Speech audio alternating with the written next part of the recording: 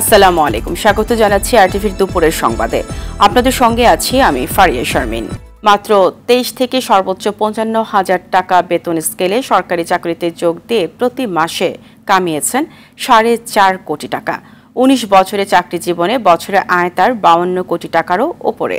জাতীয় রাজস্ব বোর্ডের প্রথম সচিব কাজী আবু মাহমুদ ফয়সালের 19 বছরের চাকরি জীবনের বিপুল আয়ের পরিসংখ্যান এটি। মিলেছে নামে বেনামে 700-রও বেশি ব্যাংক হিসেবের তথ্য। তবে এখনও নিয়মিত অফিস করছেন তিনি।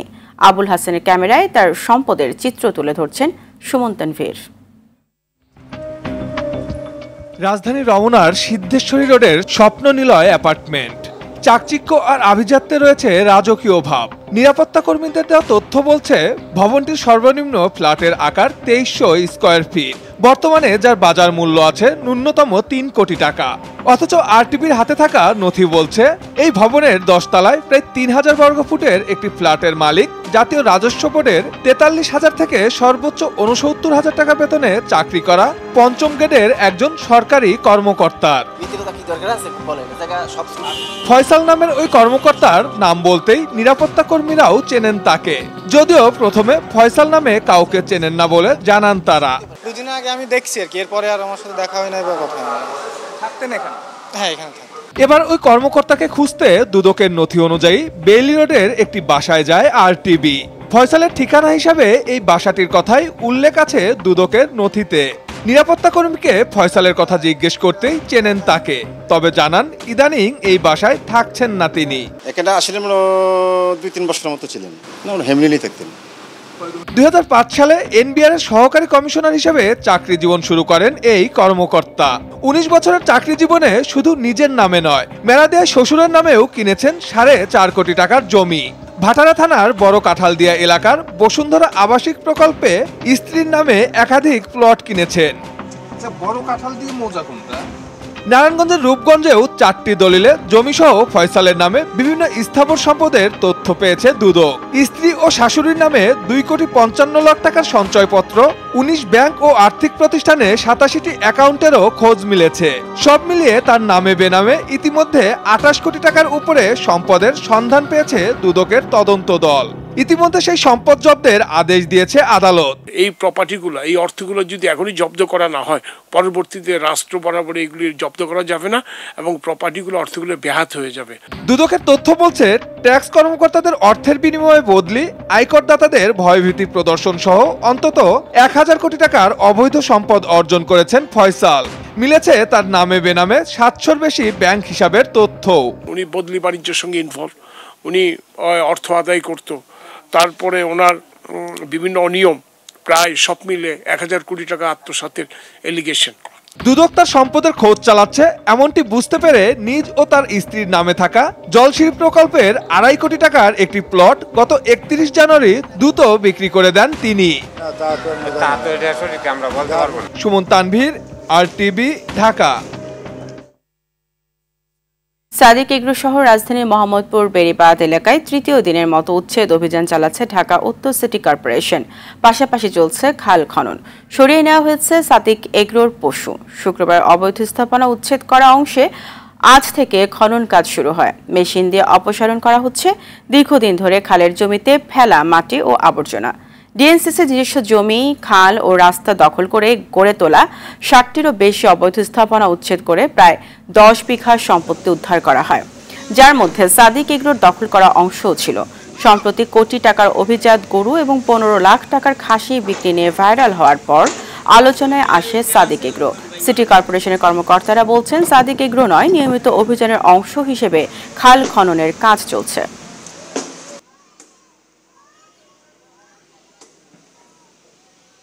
আমাদের এখানকার লোকেই অবস্থান করতে দিচ্ছে, যেখানে থাকেন খালি পইরা রয়েছে। তো আমরা আজকে 17-18 বছর ধরে 18 বছর রানিং চলতেছে থাকতেছি। আপনারা জান না কেন, এখন আমরা এই মুহূর্তে কই যাম? অন্তত 3 মাসের একটা সময় দিত।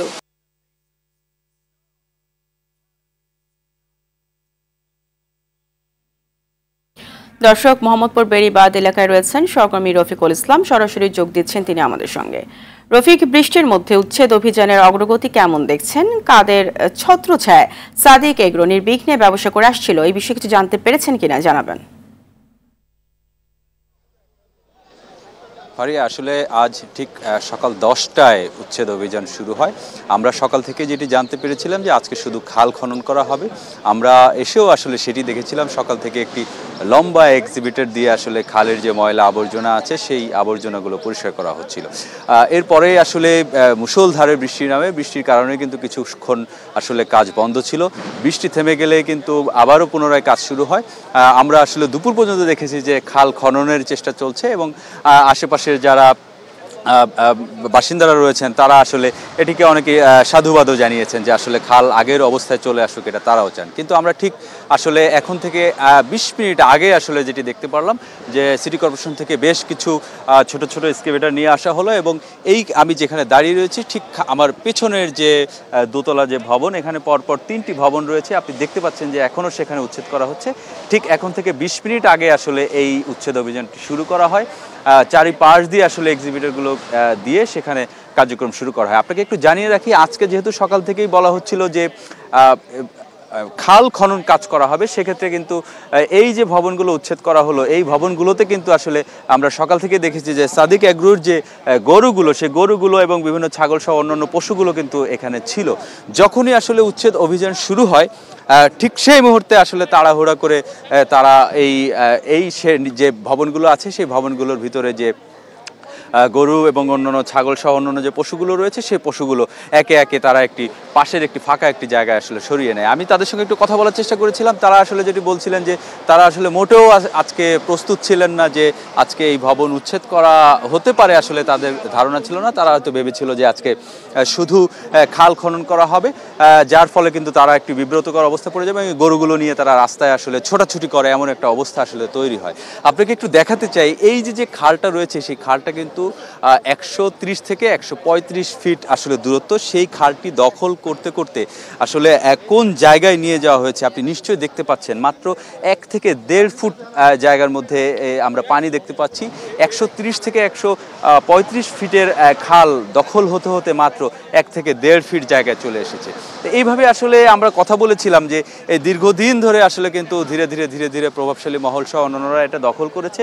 এরপরে কিন্তু আমরা যেটি জানতে পেরেছি যে এখানে এই দখলকৃত জায়গায় আসলে সাদেক এগ্রোর যে এগ্রো ফার্ম, সেই ফার্মটি গড়ে তোলা হয়েছিল এবং সম্প্রতি কিন্তু আমরা আসলে এই ছাগল কাণ্ডের পর এই দখলের চিত্রগুলো কিন্তু চলে এসেছে। আমরা সিটি কর্পোরেশনের কর্মকর্তা তাদের সঙ্গে কথা বলেছি যে এতদিন নয় কেন, এখন হঠাৎ কেন, এর আগেও তো দখল করা হয়েছে। তারা আমাদেরকে আসলে যেটি বলছেন, তাদের অনেক বড় এলাকা, তাদের অনেক সীমাবদ্ধতা রয়েছে, জনবল সংকট রয়েছে। তারা ধীরে ধীরে চেষ্টা করবেন রাজধানীতে যত খাল রয়েছে এই খালগুলোর অবৈধ স্থাপনাগুলো উচ্ছেদ করবেন। বিশেষ করে এই রামচন্দ্রপুর খালের আশেপাশে যতগুলো স্থাপনা রয়েছে, শুধু খালের মাঝে না, খালের যে ম্যাপ রয়েছে সেই ম্যাপ ছাড়াও যে খালের পাশে আসলে একটা নীতিমালা রয়েছে যে খালের পাশে 10 ফিট জায়গার মধ্যে কোনো বহুতল ভবন করা যায় না।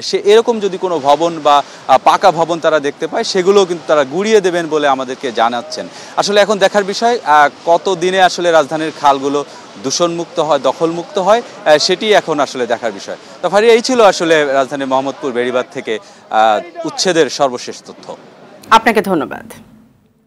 আগামী 4 জুলাই পর্যন্ত ভারী বৃষ্টিপাত অব্যাহত থাকবে বলে জানিয়েছেন আবহাওয়াবিদ হাফিজুর রহমান। বলেন, চট্টগ্রাম, কক্সবাজার, মংলা ও পায়রা সমুদ্র বন্দরকে 3 নম্বর স্থানীয় সতর্ক সংকেত মেনে চলতে হবে। এদিকে গেল কয়েক বছর ধরে রাজধানীর পানি নিষ্কাশনের সক্ষমতা কমে যাচ্ছে। অল্প বৃষ্টিপাতে ঢাকা শহরের অনেক এলাকা পানির নিচে তলিয়ে যায়। প্রতি বছর জুন, জুলাই, আগস্ট ও সেপ্টেম্বর মাসে বাড়ে এর তীব্রতা। তবে জলাবদ্ধতা নিরসনে কার্যকর কোনো পদক্ষেপ দেখা যায় না। আজও বৃষ্টিতে তলিয়ে গেছে ঢাকার বেশ কিছু রাস্তাঘাট। মিরপুরের শেওড়াপাড়া ও কাজীপাড়া এলাকায় জলাবদ্ধতা তৈরি হয়েছে। প্রধান সড়কে পানি রয়েছে ধানমন্ডির বেশ কিছু এলাকায়। এতে ভোগান্তির শিকার হচ্ছেন রাজধানীবাসী।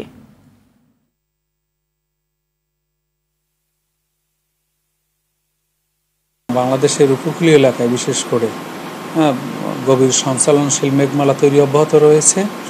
মৌসুমি বায়ুর প্রভাবে জলীয়বাষ্প সমৃদ্ধ বাতাসের যোগান বৃদ্ধি পেয়েছে। ফলে আজকে থেকে সারা বাংলাদেশেই বৃষ্টিপাতের তীব্রতা বেড়ে যাবে এবং আগামী 4 জুলাই পর্যন্ত সারা বাংলাদেশেই থেমে থেমে বৃষ্টিপাত হবে। ভোলায় 3 দিন ধরে ভারী বৃষ্টি হচ্ছে। অতি জোয়ারে ইলিশা ফেরিঘাটের গ্যাংওয়ে ডুবে গেছে।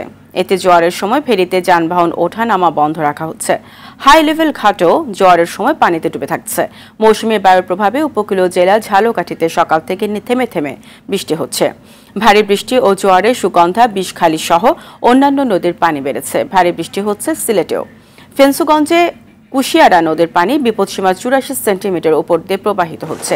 বাকি সব নদীর পানি বিপদসীমার নিচ দিয়ে প্রবাহিত হচ্ছে।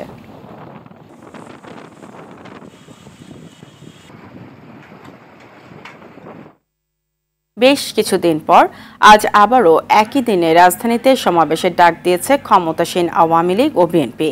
আওয়ামী লীগের ৭৫তম প্রতিষ্ঠা বার্ষিকী উপলক্ষে বঙ্গবন্ধু এভিনিউয়ে ঢাকা মহানগর দক্ষিণ আওয়ামী লীগের উদ্যোগে বিকেলে সমাবেশ ডাকা হয়েছে। এতে দলের সাধারণ সম্পাদক ওবায়দুল কাদের প্রধান অতিথি থাকবেন। আর বিএনপি চেয়ারপারসন খালেদা জিয়ার মুক্তির দাবিতে নয়াপল্টনে দলের কেন্দ্রীয় কার্যালয়ের সামনে দুপুর ২টায় সমাবেশ হবে। সমাবেশের জন্য শর্ত সাপেক্ষে পুলিশের অনুমতি পেয়েছে বিএনপি।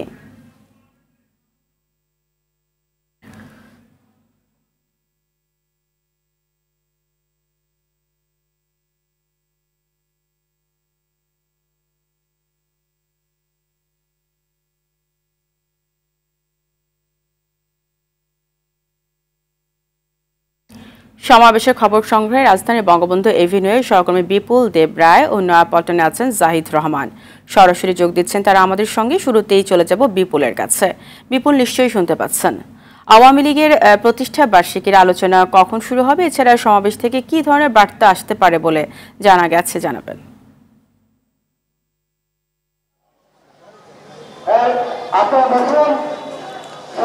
ফারিয়া, আপনি আসলে যেমনটা বলছেন, আজকে বিকাল ৩টা নাগাদ কিন্তু আওয়ামী লীগের পক্ষ থেকে কিন্তু প্লাটিনাম জয়ন্তী উপলক্ষে আলোচনা সভার আয়োজন করা হয়েছে। এই প্লাটিনাম জয়ন্তী উপলক্ষে কিন্তু ইতিমধ্যেই কিন্তু ঢাকা মহানগরের বিভিন্ন নেতাকর্মীরা কিন্তু এই সমাবেশস্থলে আসতে শুরু করেছে। আপনাকে একটি জানিয়ে দিতে চাই যে ৭ জানুয়ারি নির্বাচনের পর কিন্তু তৃতীয়বারের মতো কিন্তু আজকে এই আলোচনা সভাটি অনুষ্ঠিত হচ্ছে ২৩ বঙ্গবন্ধু এভিনিউয়ের কার্যালয়ের সামনে। তবে একটা বিষয়, সেটা হচ্ছে বিকাল ৩টা থেকে এই অনুষ্ঠান শুরু হওয়ার কথা থাকলেও সকাল থেকে বৃষ্টি হওয়ার কারণে কিন্তু এখানে নেতাকর্মীরা তেমন একটা এখনো উপস্থিত হয়নি। তবে আমাদেরকে এখানকার দলীয় যারা নেতাকর্মী রয়েছেন, বিশেষ করে ঢাকা মহানগর আওয়ামী লীগের যারা রয়েছেন, তারা যারা এই অনুষ্ঠানটা আয়োজন করেছেন, তারা বলছেন যে বিকাল ৩টা নাগাদ, অর্থাৎ বিকালে যত গড়াবে ততই কিন্তু নেতাকর্মীরা কিন্তু এখানে উপস্থিত হবে। একটা বিষয় জানাতে চাই, সেটা হচ্ছে আওয়ামী লীগের পক্ষ থেকে আজকের যে প্রতিষ্ঠা বার্ষিকী এবং শান্তি সমাবেশের যে বিষয়টি বলা হচ্ছে, সেটি আসলে নেতাকর্মী থেকে সুসংগঠিত করার জন্য একটি বার্তা বয়ে আনবে বলে এমনটাই আমাদেরকে জানিয়েছেন। তারা বলছেন যে আসলে বিএনপি জামাত যে আবার মাঠে নেমেছে এবং তাদের যে তৎপরতা সেটিকে বন্ধ করার জন্য কিন্তু তারা এই কাজটি করছেন। আমরা আজকে জানতে চাইবো এখানকার ঢাকা মহানগর দক্ষিণ আওয়ামী লীগের দপ্তর সম্পাদক রিয়াজউদ্দিন রিয়াজ রয়েছেন, তার কাছ থেকে জানবো আজকে সমাবেশ সম্পর্কে। ভাই, আজকের যে সমাবেশে কতক্ষণ ধরে আপনার নেতাকর্মীরা এখানে উপস্থিত হবে এবং কেমন হবে? আমরা সমাবেশের নির্ধারিত সময় দিছি বিকেল ৩টায়। এই বেলা ৩টা বাজে আমাদের নেতাকর্মীরা আসতে শুরু করবে এবং বাংলাদেশ আওয়ামী লীগের সংগ্রামী সাধারণ সম্পাদক মাননীয় সড়ক পরিবহন সেতুমন্ত্রী জননেতা জনাব ওবায়দুল কাদের আজকে প্রধান অতিথি হিসেবে বক্তব্য রাখবেন। আমাদের ঢাকা শহরের ৭৫টি ওয়ার্ড এবং ২৪টি থানার সকল নেতাকর্মী এখানে অংশগ্রহণ করবে। বাংলাদেশ আওয়ামী লীগের ৭৫তম প্রতিষ্ঠা বার্ষিকী উপলক্ষে যে আজকের আলোচনা সভা, সেখানে বাংলাদেশ আওয়ামী লীগের সাধারণ সম্পাদক গুরুত্বপূর্ণ নির্দেশনা দিবেন এবং গুরুত্বপূর্ণ ভাষণ দিবেন, যা আগামীতে আওয়ামী লীগের নেতাকর্মীদেরকে আরও উজ্জীবিত করবে, সামনের দিকে চলার ক্ষেত্রে শক্তি সাহস যোগাবে।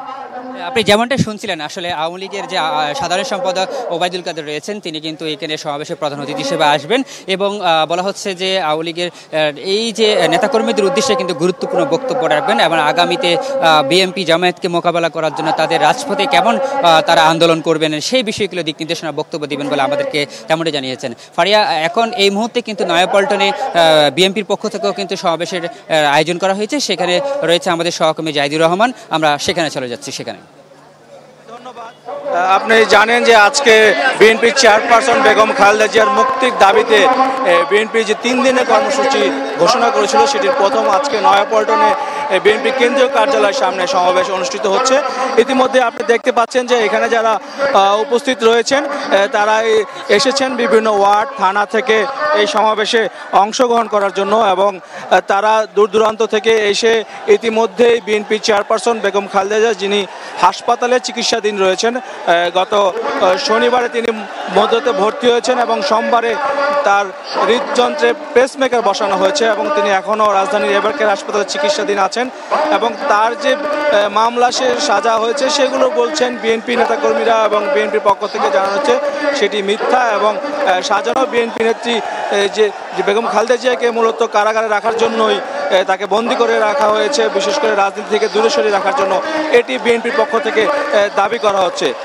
ইতিমধ্যে আপনি দেখতে পাচ্ছেন যে এখানে যারা অবস্থান করছেন সেই অবস্থানরত যারা রয়েছেন নেতাকর্মীরা সেখানে উপস্থিত হয়ে তারা দলীয় সভানেত্রী যে প্রধানমন্ত্রী সাবেক প্রধানমন্ত্রী বেগম খালেদা জিয়ার মুক্তির দাবিতে মূলত তারা এখানে বিক্ষোভ করছেন এবং আপনি দেখতে পাচ্ছেন যে বিভিন্ন ওয়ার্ড এবং থানা থেকে যারা আগত রয়েছেন তারা বিভিন্ন ব্যানার এবং ফেস্টুন নিয়ে মূলত তারা যে দলীয় চেয়ারপারসনের মুক্তির সেটি তুলে ধরছেন এবং এই যে আজকের কর্মসূচি যে সমাবেশটি ডাকা হয়েছে সেখানে সভাপতিত্ব করবেন বিএনপির স্থায়ী কমিটির সদস্য মির্জা আব্বাস এবং সেখানে প্রধান অতিথি হিসেবে বক্তব্য রাখবেন বিএনপি মহাসচিব মির্জা ফখরুল ইসলাম আলমগীর এবং এই কর্মসূচিকে ঘিরে ইতিমধ্যে আমরা রাজধানীতে দেখেছি যে একটু উত্তেজনা বিরাজ করছে এবং ইতিমধ্যেই যারা এখানে অংশ নিয়েছেন তারা আমি দেখতে পেয়েছি রাজধানীর বিভিন্ন পথ থেকে নয়াপল্টনমুখী যে পথ রয়েছে সেখানে এসে জড়ো হচ্ছেন এবং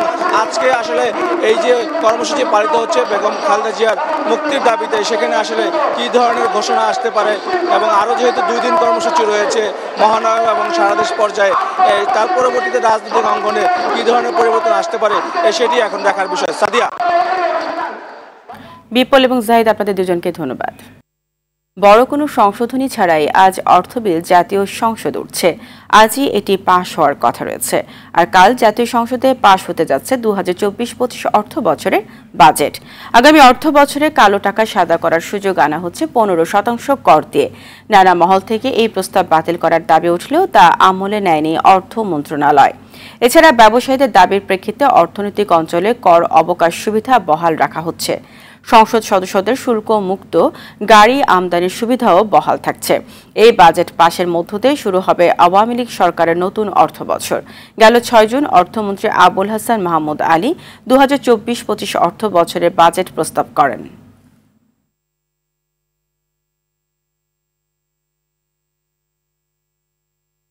কাল শুরু হচ্ছে এইচএসসি ও সমমানের পরীক্ষা। 8টি সাধারণ শিক্ষা বোর্ড, কারিগরি শিক্ষা বোর্ড ও মাদ্রাসা শিক্ষা বোর্ডের অধীনে এই পরীক্ষা শুরু হবে। তবে বন্যা পরিস্থিতির কারণে সিলেট বিভাগের পরীক্ষা 9 জুলাই থেকে শুরু হবে। প্রশ্ন ফাঁস ও নকলমুক্ত পরীক্ষা নিশ্চিত করতে আজ থেকে 11 আগস্ট পর্যন্ত 44 দিন দেশের কোচিং সেন্টার বন্ধ থাকবে। তবে বিসিএস পরীক্ষার প্রস্তুতি কেন্দ্রিক কোচিং সেন্টারগুলো খোলা রাখা যাবে। এবার মোট পরীক্ষার্থীর সংখ্যা 14,50,790 জন। মোট শিক্ষা প্রতিষ্ঠান 2,725টি।